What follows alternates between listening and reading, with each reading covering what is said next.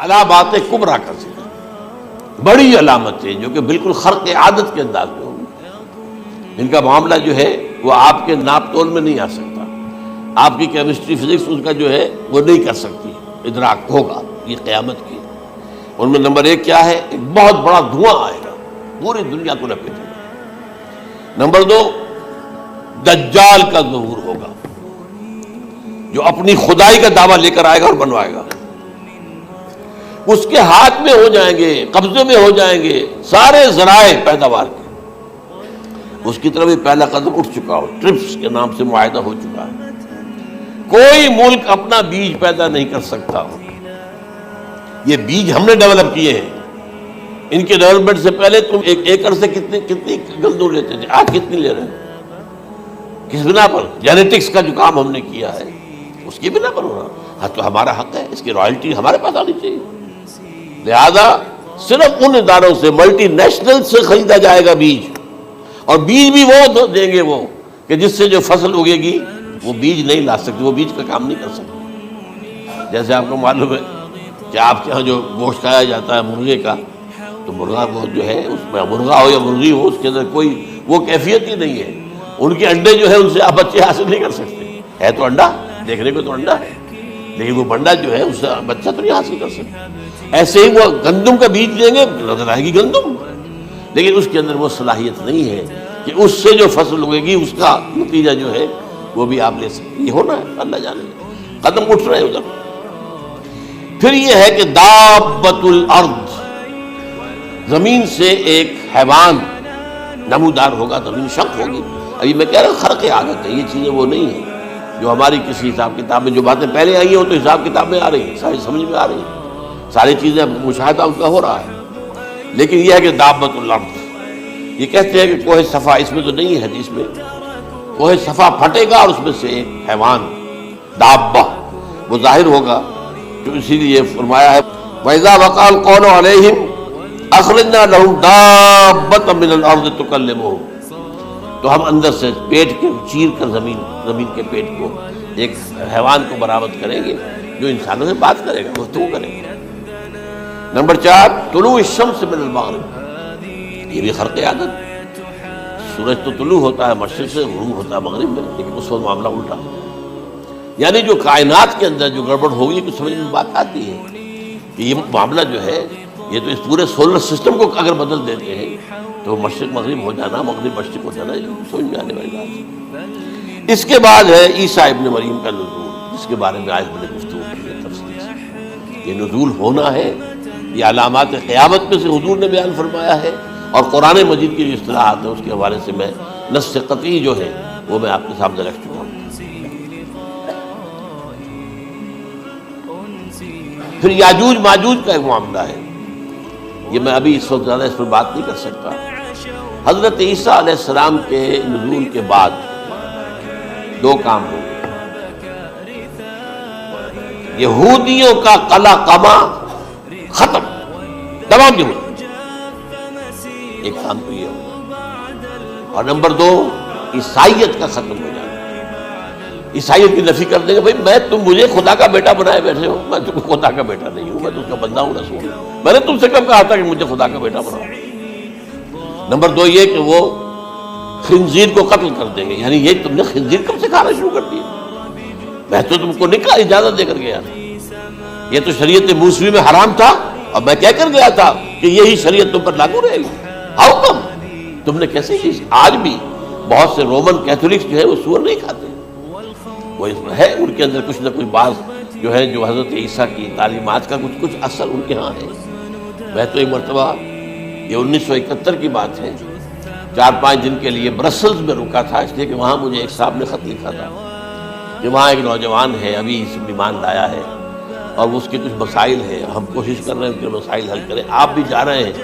میں انگلینڈ جا رہا تھا تو واپسی پر آپ ان کے یہاں چند دن ٹھہرے، میں حیران ہوا، ویسے اس نے مجھے اپنے گھر ٹھہرایا نہیں، اس لیے کہ ماں باپ تو اس کے کرسچن تھے، اور پولیس کا چیف آفیسر اس کا باپ تھا، چیف آف پولیس،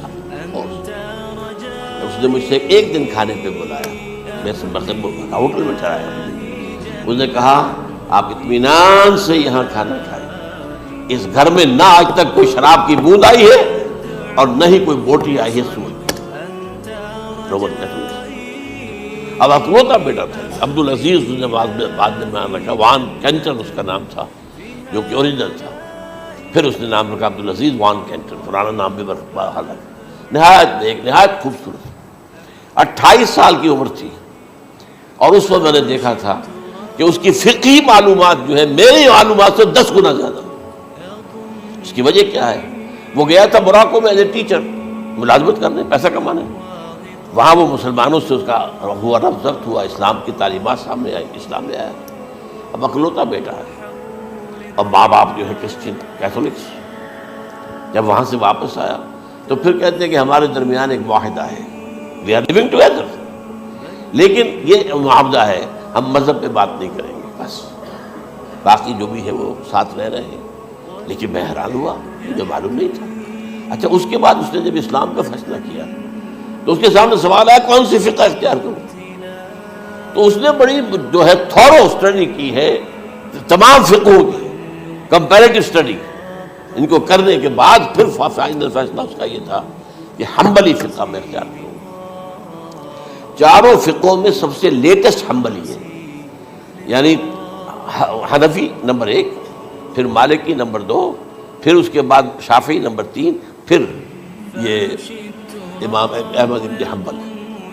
اور امام احمد ابن حنبل کے زمانے تک احادیث بہت بڑے پیمانے پر جمع ہو چکی تھی، جبکہ ابھی حضرت امام ابو حنیفہ کے زمانے میں کوئی اتنا زیادہ جو ہے حدیث کا بھی ذخیرہ نہیں بنا تھا.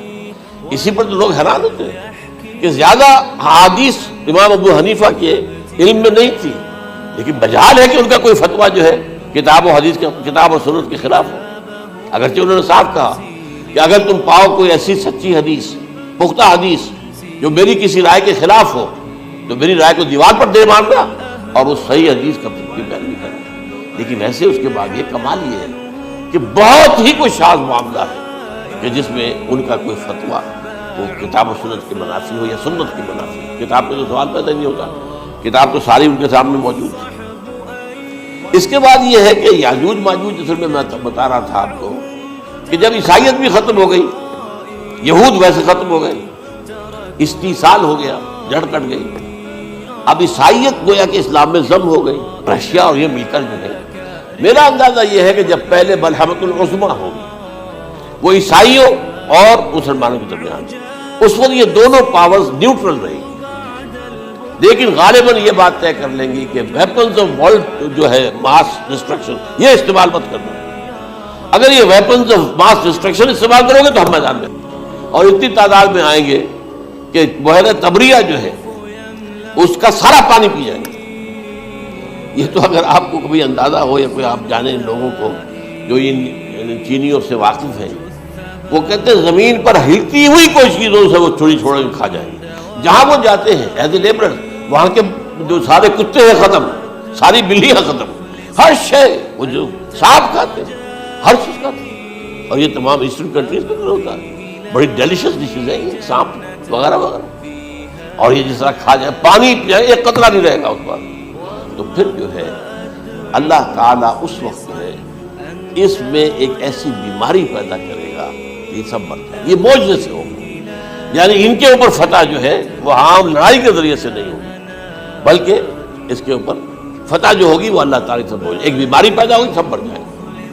اور اس کے بعد اللہ تعالیٰ ایسے پرندے بھیجے گا بڑی لمبی لمبی گردنوں والے، وہ ان سب کو کھا جائیں گے. جیسے ہمارے ہاں گدھ ہوتے ہیں وہ ان کو صاف کر دیں گے. ورنہ تو یہ ہے کہ پوری دنیا کے اندر جو بدبو اور جو پیدا ہوتا معاملہ اس سے، تو اس نوع انسانی کی بقا ممکن نہیں تھی.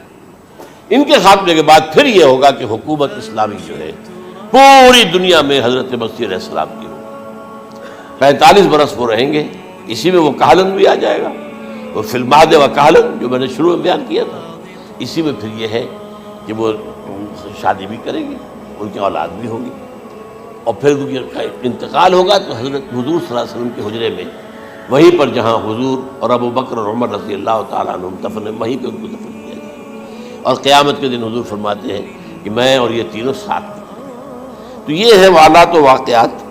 بہرحال اس میں یہ ہے کہ یہ نوٹ کر لیجئے کہ جہاں تک ہمارے ہاں آج کل کا معاملہ ہے، میرے نزدیک میں یہ کہنے پر مجبور ہوں، جو رفع و نزول مسیح کو نہیں مانتا وہ کم سے کم منکر حدیث ضرور ہے۔ میں اس سے کم کا فتویٰ نہیں دے سکتا۔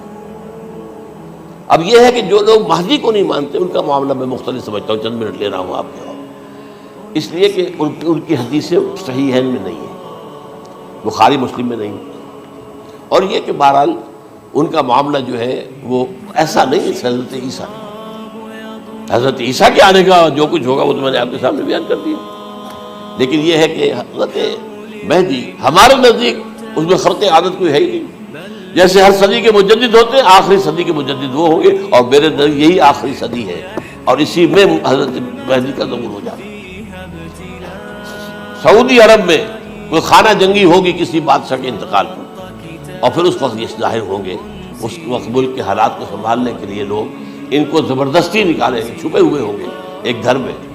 یہ حضرت ام سلمہ رضی اللہ تعالی عنہ کی روایت ہے کہ ایک بادشاہ کے انتقال پر یہ خانہ جنگی ہو جائے اور ایک شخص مدینے سے بھاگ کر مکے میں چھپ جائے۔ یہ تو ہے ان کے الفاظ، میں توجیہ کر رہا ہوں، یہ لوگ ان کی طرف دیکھ رہے ہوں گے کہ یہ جو وقت آیا ہے فتنے کا ہماری قوم پر، ہمارے ملک پر، تو ان کی شخصیت ایسی ہے کہ یہ بیچ میں آئیں، صلح صفائی کرائیں، اور وہ جو ہے اس ذمہ داری سے بچ کر بھاگیں گے اور جا کر مکے میں چھپ جائیں گے۔ پھر لوگ انہیں تلاش کر کے نکالیں گے اور زبردستی ان کے ہاتھ پر بیعت کریں گے، ورنہ وہ اتنے بڑے منصب کو۔ اور پھر یہ بھی ہے، ایک حدیث میں آتا ہے یصلحُ فی لیلۃ واحدہ، ایک رات میں ان کی مکمل اصلاح کر دیں، یعنی اگر کوئی تھوڑا بہت نقص اور عیب ہوا بھی، کوئی کمی کوتاہی ہوئی بھی، تو اللہ تعالیٰ ایک رات میں اصلاح کروا دیں۔ لیکن ہمارے نزدیک اس قدر کوئی خرق عادت ہے ہی نہیں۔ البتہ جو کہتے ہیں اہل تشیع، وہ خرق عادت ہے کہ ان کے 12ویں امام جو ہے وہ بچپن ہی کے اندر اس خوف سے کہ جو بنو عباس بادشاہ ہیں وہ ان کو قتل کر دیں گے، تو وہ ایک غار میں چھپا دیے گئے۔ اب وہ 1200 برس سے اس غار کے اندر چھپے ہوئے، اور اس کے بعد وہ ظاہر ہوگی، وہ امام مہدی ہوں گے۔ اس میں خرق عادت ہے، لیکن میں یہ کہتا ہوں کہ محض خرق عادت کی بنیاد پر ہم اس کی نفی نہیں کریں گے۔ کیوں؟ کیا ہم یہ نہیں مانتے کہ اصحاب کہف 300 برس تک سوئے رہے؟ یہ کیا عام بات ہے؟ حضرت عزیر علیہ السلام اللہ نے انہیں موت دی، موت، اور 100 برس کے بعد زندہ کر کے اٹھا لیا۔ تو خرق عادت حضرت عیسیٰ کو ہم اتنا بڑا خرق عادت مانتے ہیں کہ اٹھا کر آسمان پر، تیسرے آسمان کے اوپر ہے، موجود ہے، اب بھی ہے۔ شب معراج میں تیسرے آسمان پر حضور کی ملاقات مجھ سے ہوئی۔ تو یہ خرق عادت کی بنیاد پر نفی نہیں ہم کرتے، ہو سکتا ہے، لیکن یہ کہ اس کے لیے ہمارے پاس کوئی دلیل نہیں، کوئی احادیث نہیں، کچھ نہیں، اس لیے ہم اس کو نہیں مانتے۔ البتہ خود وجود جو ہے حضرت مہدی کا وہ کوئی بھر دے گا، جیسے کہ وہ اس سے پہلے ظلم اور جور اور زیادتیوں کے سے بھری ہوئی ہوگی، تو یہ کام ہوگا، یہ تو مجدد کا کام ہوتا ہی ہے اس حوالے سے۔ لیکن بہرحال میں نے پھر بھی کہا کہ اگر احادیث کی کمزوری کی وجہ سے کہ صحیح عین میں نہیں ہے، اگر کوئی شخص انکار کرے تو مجھے کوئی اعتراض نہیں ہے، ٹھیک ہے، لیکن جو حضرت عیسیٰ کے رفع سماوی اور حضرت عیسیٰ کے نزول کا انکار کرتا ہے، وہ کم سے کم، میں انہیں اور آگے کوئی فتویٰ نہیں دیتا کہ وہ کافر ہو گئے یا یہ ہو گیا یا وہ ہو گیا، لیکن منکر حدیث کے لائن میں تو وہ لازمن کھڑے ہوں۔